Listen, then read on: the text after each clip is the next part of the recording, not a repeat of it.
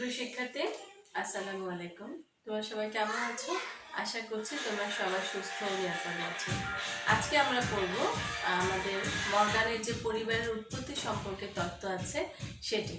এবং গত ক্লাসে কিন্তু আমরা পড়েছিলাম যে পরিবারের প্রকারভেদ এবং পরিবারের গিয়ে কার্যাবলী। আশা করছি তোমরা পড়াটা খুব সুন্দরভাবে পড়েছো, কারণ পরিবারের প্রকারভেদ কিন্তু তোমাদের জন্য খুব গুরুত্বপূর্ণ, সাথে কার্যাবলীও।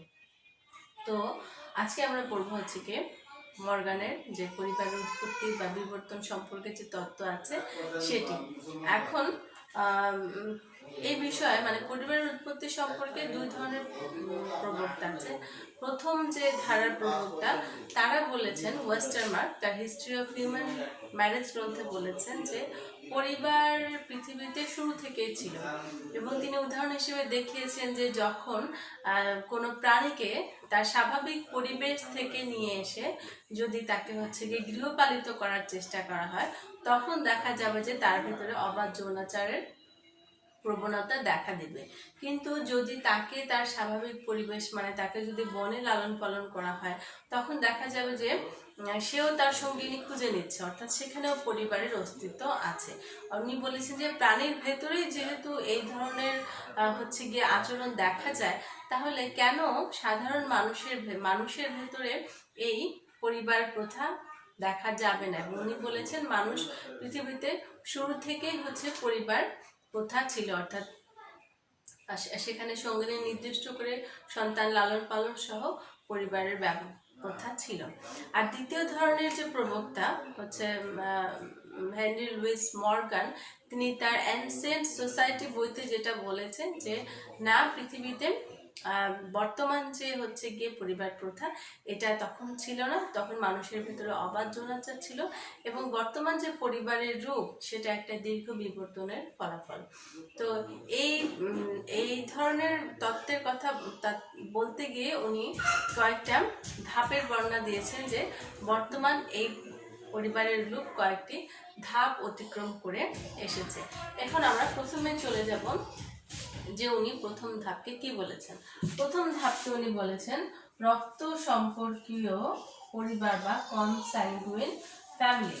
রক্ত সম্পর্কীয় পরিবার, যেটাকে ইংলিশে বলা হচ্ছে যে কনস্যাঙ্গুইন ফ্যামিলি।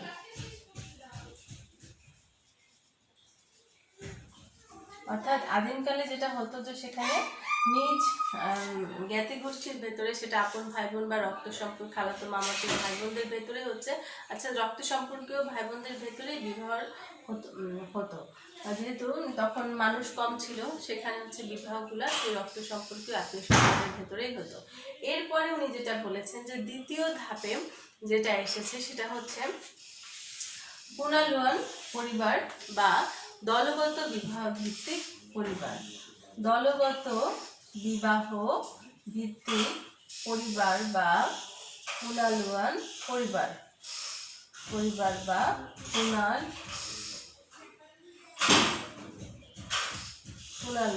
ফ্যামিলি। এখানে বলা হতো যে একদল পুরুষের সাথে একদল মহিলার বিয়ে হতো, এবং এখানে সবাই সবার স্বামী স্ত্রী ছিল। এটাকে বলা হয় গিয়ে দলগত বিবাহ ভিত্তিক পরিবার, বা আমরা যেটা বিবাহের সংজ্ঞায় পড়েছি গোষ্ঠী বিবাহ যেটাকে বলা হতো, সেটাই বলা গিয়ে দলগত বিবাহ ভিত্তিক পরিবার বা পুনর্মিলন ফ্যামিলি। এখানে একটা বিষয় ছিল যে যদি এখানে ছেলেরা যদি পরস্পর ভাই হতো, মেয়েরা কিন্তু পরস্পর বোন হতো না। আবার মেয়েরা যদি পরস্পর বোন হতো, ছেলেরা কিন্তু এখানে পরস্পর ভাই হতো না। এটা একটা সিস্টেম ছিল। এরপর যেটা গিয়ে যে সিন্ডাসমিয়ান পরিবার বা অস্থায়ী যুগল পরিবার বা সিন্ডাসমিয়ান পরিবার। অস্থায়ী যুগল পরিবার, যেটাকে ইংলিশে বলা হচ্ছে সিন্ডাসমিয়ান ফ্যামিলি। এখানে যেটা ছিল যে একজন নারী এবং একজন পুরুষের ভেতরে অস্থায়ী সম্পর্কের ভিত্তিতে যে পরিবার গঠিত হয় সেটাকে বলা হয় গিয়ে সিনডাস মেন বা অস্থায়ী যুগের পরিবার। এখানে একজন নারী এবং পুরুষ তাদের সাথে তারা হচ্ছে গিয়ে নিজের ইচ্ছা মতো হয়তো বা কিছুদিন থাকছে, সেখানে সন্তান হতেও পারে নাও হতে পারে, আবার হয়তো বা তাদের যখন মনে চাচ্ছে তখন তারা আলাদা হয়ে যাচ্ছে। এটাকে বলা হয় হচ্ছে গিয়ে অস্থায়ী যুগল পরিবার। এরপরে মর্গান যেটা বলেছেন যে পৃথিবীতে যেটা এসেছে সেটা হচ্ছে পিতৃপ্রধান পরিবার বা প্যাট্রিয়ার্কাল ফ্যামিলি। পিতৃপ্রধান পরিবার এখানে যেটা হচ্ছে যে যেখানে পিতাই, যেটা আমরা পরিবারের হচ্ছে গিয়ে প্রকার ভিতরে পড়েছি, যে যখন ক্ষমতাটা একজন পুরুষের হাতে ন্যস্ত থাকে সেটাকে বলা হয় হচ্ছে গিয়ে পিতৃপ্রধান পরিবার। তবে এখানে যেটা হচ্ছে একজন পিতৃপ্রধান পরিবার একজন পুরুষের হচ্ছে গিয়ে একাধিক স্ত্রী থাকতে পারে। এরপরে উনি যেটা যে পরিবারের কথা বলেছেন সেটা হচ্ছে একক বিবাহ ভিত্তিক পরিবার। একক বিবাহ ভিত্তিক পরিবার অর্থাৎ যেখানে একজন নারী এবং একজন পুরুষের ভিতরে বিবাহের মাধ্যমে যে পরিবার আসে সেটাকে উনি বলেছেন হচ্ছে একক বিবাহ ভিত্তিক পরিবার। এখানে হচ্ছে গিয়ে বর্তমান সমাজ ব্যবস্থায় হচ্ছে এই একক বিবাহ ভিত্তিক পরিবার কিন্তু এখন সবচাইতে বেশি। তো এই হচ্ছে পরিবারের উৎপত্তি এবং বিবর্তন সম্পর্কে মর্গানের ধারণা, অর্থাৎ তার মতে বর্তমান যে পরিবার ব্যবস্থা এটা দীর্ঘ একটা বিবর্তন প্রক্রিয়ার ফলাফল। তো এই গেল হচ্ছে গিয়ে আমাদের পরিবারের হচ্ছে গিয়ে মর্গানের উৎপত্তি সম্পর্কে, পরিবারের উৎপত্তি সম্পর্কে মর্গানের তত্ত্ব। এরপর আমরা যেটা চলে যাব সেটা হচ্ছে তোমাদের বইয়ের যে পরবর্তী পড়া সেটা হচ্ছে কিনশিপ বা জ্ঞাতি সম্পর্ক। এখানে কিন শব্দের অর্থ হচ্ছে গিয়ে আত্মীয়। তো কিনশিপ শব্দের অর্থ হচ্ছে যে আত্মীয়তার সম্পর্ক বা জ্ঞাতি সম্পর্ক। এখানে আত্মীয়তার সম্পর্ক আমাদের যদি সমাজবিজ্ঞানের ভাষায় বলি যে এখানে যার সাথে আত্মার সম্পর্ক আছে সেটাকেই বলা হবে হচ্ছে গিয়ে আত্মীয় জ্ঞাতি সম্পর্ক। তবে এক্ষেত্রে জ্ঞাতি সম্পর্কে যে উৎপত্তি এগুলো সেটা বিভিন্নভাবে হয়। যেমন কারোর সাথে হয়তো সেক্ষেত্রে আমরা যদি পড়ি যে জ্ঞাতির সম্পর্ক কয় প্রকার। জ্ঞাতির সম্পর্ক প্রধানত 4 প্রকার। এক হচ্ছে রক্ত সম্পর্কীয় জ্ঞাতি সম্পর্ক, রক্ত সম্পর্কীয় জ্ঞাতি সম্পর্ক। এটা আবার 2 প্রকার।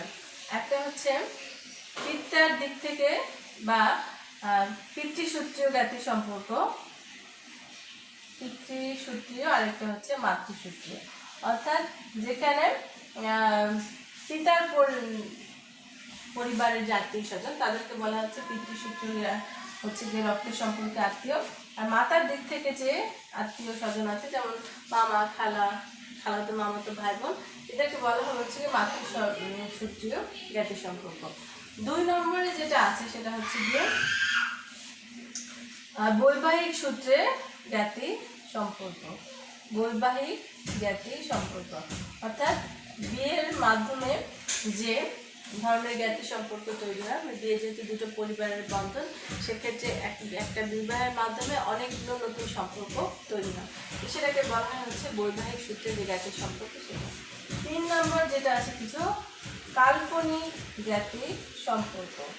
কাল্পনিক জ্ঞাতি সম্পর্ক অর্থাৎ আমরা কিছু সম্পর্ক যেমন আমাদের সমাজ ব্যবস্থায় হয়, যেমন ধর্ম বোন, ধর্ম ভাই, ধর্ম মা, ধর্ম বাবা, এরকম কিছু। তারপর সই পাতানো, বন্ধু পাতানো, এই যে সম্পর্কগুলো এটাকে বলা হয় হচ্ছে গিয়ে কাল্পনিক জ্ঞাতি সম্পর্ক। এগুলো কিন্তু রক্ত সম্পর্কীয় বা বৈবাহিক কোনোটার সূত্রে পড়ে না, কিন্তু তবুও এই সম্পর্কগুলো কিন্তু দেখা যায় যে এই রক্ত সম্পর্কীয় কিংবা বৈবাহিক জ্ঞাতি সম্পর্কের মতোই।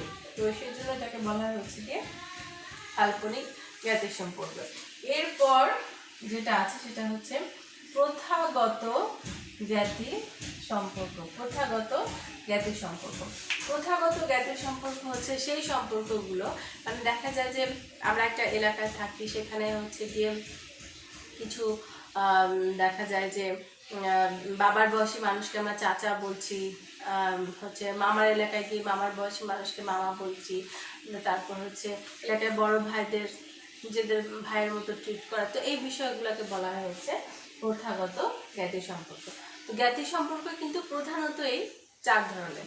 আর আমাদের এটাও কিন্তু তোমাদের জন্য খুব ইম্পর্টেন্ট একটা প্রশ্ন, এটা পরীক্ষায় প্রায় আসে। আরেকটা যেটা বিষয় হচ্ছে যে জ্ঞাতি সম্পর্ক কিন্তু আমাদের জন্য জ্ঞাতি সম্পর্কের গুরুত্ব, যে জ্ঞাতি সম্পর্ক হচ্ছে গিয়ে আমাদের কি ধরনের হচ্ছে যে প্রয়োজন হয়, এবং বাংলাদেশের মতো সমাজ ব্যবস্থায় এই জ্ঞাতি সম্পর্ক কিন্তু খুব শক্তিশালী, এবং এগুলো কিন্তু আমাদের সমাজ জীবনে খুব ভালো একটা প্রভাব আছে। যেমন আমরা যদি সামাজিক, রাজনৈতিক, অর্থনৈতিক এই তিনটা ভাবে করি, যে কোনো ধরনের হচ্ছে গিয়ে সামাজিক প্রয়োজনে কিন্তু আমাদের আত্মীয় স্বজনদের প্রয়োজন হয়। আবার অর্থনৈতিক কাজের ক্ষেত্রে নিজেদের বিষয়গুলো আসে, যদি জমি হস্তান্তর করা বা নিজের হচ্ছে গিয়ে বিভিন্ন ধরনের কাজে কর্ম সহযোগিতা করা, বা হচ্ছে আমরা কিন্তু দেখা যায় যে এলাকায় আমাদের যে গরিব মানুষগুলো, গরিব আত্মীয় স্বজন আছে, তাদেরকেই কিন্তু অনেক সময় আমরা কাজের ক্ষেত্রে প্রায়োরিটি দেই। আবার রাজনৈতিক কর্মকাণ্ডে তুমি যে কোনো ধরনের ইলেকশন বা রাজনৈতিক কাজ করতে চাও না কেন, সেক্ষেত্রেও কিন্তু তোমার যদি নিজ জ্ঞাতি গোষ্ঠীর হেল্প না থাকে, তোমার কিন্তু দেখা যাবে যে তুমি যদি কখনো ভোট প্রার্থী হয়ে থাকো কোনো নির্বাচনে দাঁড়াও, সেক্ষেত্রে কিন্তু তোমাকে অবশ্যই তোমার জ্ঞাতি গোষ্ঠীর সাহায্য ছাড়া কিন্তু সে কাজগুলো করা সহজ হয় না। আবার যে কোনো উৎসবে, যে কোনো কাজে কিন্তু সবার প্রথমেই আমাদের কাছে এগিয়ে আসে হচ্ছে গিয়ে আমাদের আত্মীয় স্বজনরা। তো আমরা যখন সহযোগিতা করি, তখনও কিন্তু হচ্ছে গিয়ে সবার প্রথমে আমাদের মাথায় যেটা আসে সেটা হচ্ছে এই আমাদের নিজেদের আত্মীয় স্বজন। এবং যদি আমার কোনো নিজের সাহায্যের প্রয়োজন হয়, সেক্ষেত্রেও কিন্তু প্রথমেই আমার মাথায় আমার আত্মীয় স্বজনের কথাই আসবে। তো বাংলাদেশের মতো সমাজ ব্যবস্থায় হচ্ছে এই জ্ঞাতি সম্পর্ক খুবই গুরুত্বপূর্ণ। যেমন আমাদের প্রত্যেকটা পর্যায়ে চলার জন্য আমাদের হচ্ছে আমাদের নিজের আত্মীয় স্বজনদের হচ্ছে গিয়ে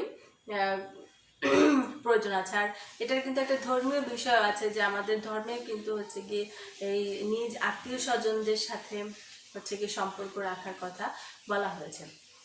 তো এরকম এটা হচ্ছে সামাজিক, অর্থনৈতিক, রাজনৈতিক, সাংস্কৃতিক, ধর্মীয় যে দিক থেকেই বলি না কেন, জ্ঞাতি সম্পর্ক বা আত্মীয়তার সম্পর্ক বজায় রাখাটা মানুষ হিসেবে সমাজের হচ্ছে গিয়ে শৃঙ্খলা এবং সংহতির জন্য খুবই প্রয়োজন। তো এই অধ্যায়ে হচ্ছে গিয়ে এটাই ছিল কিন্তু আমাদের মোটামুটি শেষ পড়া, জ্ঞাতি সম্পর্কের জ্ঞাতি সম্পর্কের প্রকারভেদ এবং জ্ঞাতি সম্পর্কের যে সামাজিক গুরুত্ব, এই বিষয়গুলো পরীক্ষার জন্য খুবই ইম্পর্টেন্ট। এবং এই চ্যাপ্টারটা কিন্তু খুবই সহজ। বিবাহ, পরিবার, জ্ঞাতি সম্পর্কে এমনি দেখলে মনে হয় যে বিষয়গুলো খুবই সহজ, কিন্তু যেটা হয় যে যদি তোমরা ঠিকভাবে আত্মস্থ করতে না পারো, এই সহজ বিষয়গুলো অনেক সময় পরীক্ষার খাতায় রাখার জন্য কঠিন হয়ে যায়। তো তোমরা এই অধ্যায়টি খুব ভালো করে পড়বে। আগামী ক্লাসে আমরা নতুন একটি অধ্যায় শুরু করব। তোমরা সবাই ভালো থাকো, সুস্থ থাকো। আল্লাহ হাফিজ।